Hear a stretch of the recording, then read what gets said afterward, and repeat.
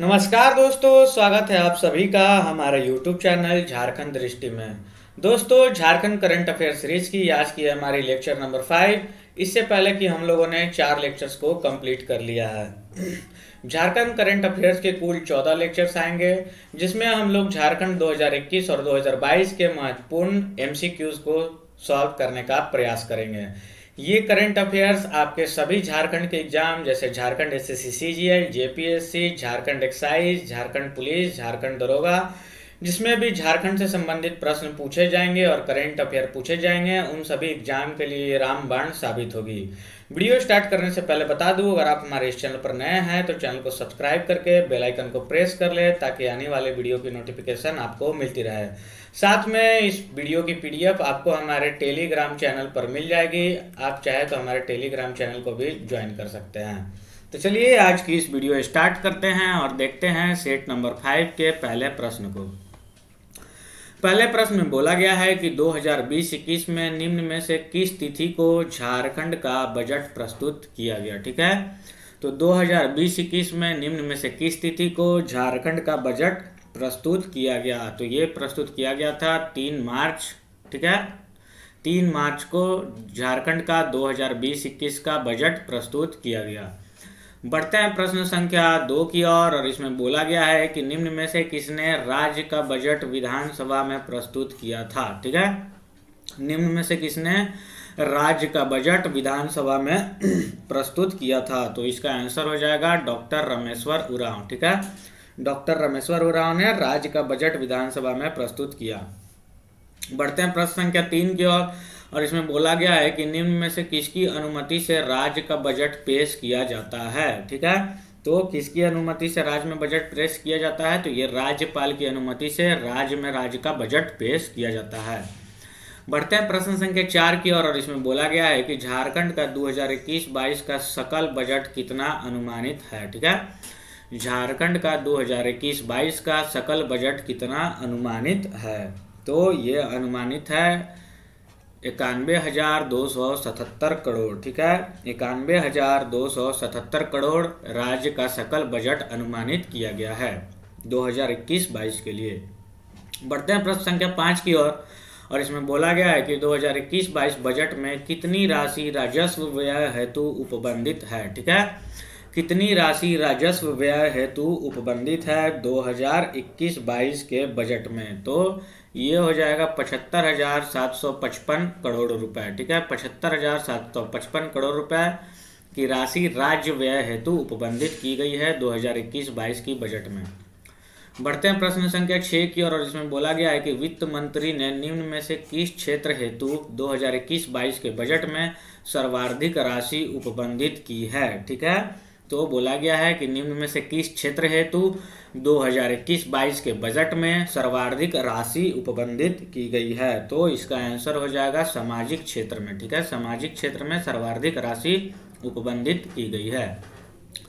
बढ़ते हैं प्रश्न संख्या 7 की ओर और इसमें बोला गया है कि 2021-22 के बजट में कितनी राशि आर्थिक प्रक्षेप हेतु उपबंधित है। ठीक है, 2021-22 के बजट में कितनी राशि आर्थिक प्रक्षेप हेतु उपबंधित है। तो इसका आंसर हो जाएगा हमारा 30,917.23 करोड़। ठीक है, 30,917 करोड़। आप लोग डायरेक्ट ऐसा फिगर याद कर लीजिए, 30,917 करोड़ रुपए की राशि बजट में आर्थिक प्रक्षेप हेतु उपबंधित की गई। बढ़ते हैं प्रश्न संख्या 8 की ओर और इसमें बोला गया है कि निम्न में से किस स्रोत से राज्य को 2021-22 में सर्वाधिक राजस्व प्राप्त हुआ है। वह कौन सा स्रोत है जिससे राज्य को 2021-22 में सर्वाधिक राजस्व की प्राप्ति हुई है। तो ये है राज्य का स्वकर राजस्व। ठीक है, राज्य का जो स्वकर राजस्व होता है उससे राज्य को सर्वाधिक राजस्व प्राप्त हुआ है। बढ़ते हैं प्रश्न संख्या 9 की ओर और इसमें बोला गया है कि राज्य सरकार को 2021-22 में कितनी राशि राज्य कर राजस्व के रूप में प्राप्त होने का अनुमान है। ठीक है, राज्य सरकार को 2021-22 में कितनी राशि राज्य कर राजस्व के रूप में प्राप्त होने का अनुमान है। तो ये है 23,265 करोड़। ठीक है, 23,265.42 करोड़ की राशि राज्य कर द्वारा राजस्व के रूप में प्राप्त होने का अनुमान लगाया गया है।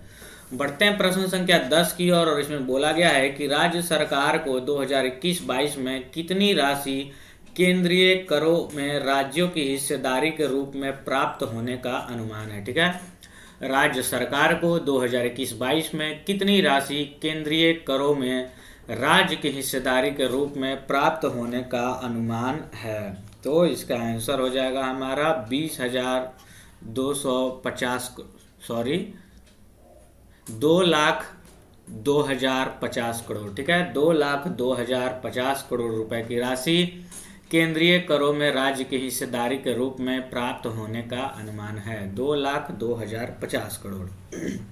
बढ़ते हैं प्रश्न संख्या 11 की ओर और इसमें बोला गया है कि 2021-22 के बजट में राज्य सरकार द्वारा कितनी राशि लोक ऋण से प्राप्त होने हेतु निर्धारित की गई है।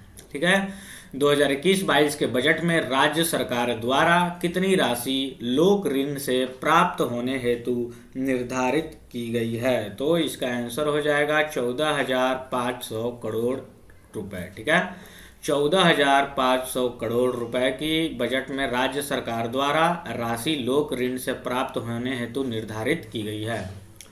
बढ़ते हैं प्रश्न संख्या 12 की ओर और इसमें बोला गया है कि वित्तीय वर्ष 2021-22 में राज्य का राजकोषीय घाटा कितने करोड़ रुपए होने का अनुमान है। ठीक है, वित्तीय वर्ष 2021-22 में राज्य का राजकोषीय घाटा कितने करोड़ रुपए होने का अनुमान है। तो इसका आंसर हो जाएगा हमारा 10,210.87 करोड़। ठीक है, 10,210 करोड़ रुपए की राशि राज्य की राजकोषीय घाटा के रूप में अनुमान किया गया है। बढ़ते हैं प्रश्न संख्या 13 की ओर और इसमें बोला गया है कि वित्तीय वर्ष 2021-22 में राज्य का विकास दर कितने प्रतिशत अनुमानित है। ठीक है, वित्तीय वर्ष 2021-22 में राज्य का विकास दर कितने प्रतिशत अनुमानित है। तो इसका आंसर हो जाएगा 9.5%। ठीक है, 9.5% राज्य का विकास दर अनुमानित किया गया है 2021-22 वित्तीय वर्ष के लिए। बढ़ते हैं प्रश्न संख्या 14 की ओर और इसमें बोला गया है कि 2021-22 के बजट के अनुसार किस योजना के तहत प्रत्येक जिले से प्रखंडों का चयन करके सोलर आधारित डीप बोरिंग करते हुए सिंचाई की सुविधा सामूहिक रूप से उपलब्ध कराई जाएगी।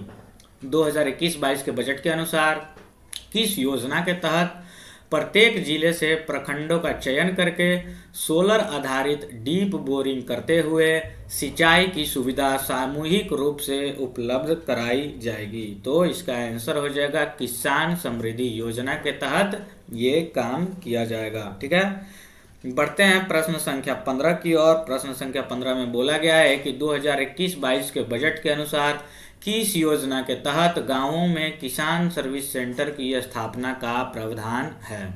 2021-22 के बजट के अनुसार किस योजना के तहत गांवों में किसान सर्विस सेंटर की स्थापना का प्रावधान है। तो ये है बिरसा ग्राम विकास योजना। ठीक है, बिरसा ग्राम विकास योजना के तहत गांवों में किसान सर्विस सेंटर की स्थापना का प्रावधान किया गया है, बिरसा ग्राम विकास योजना।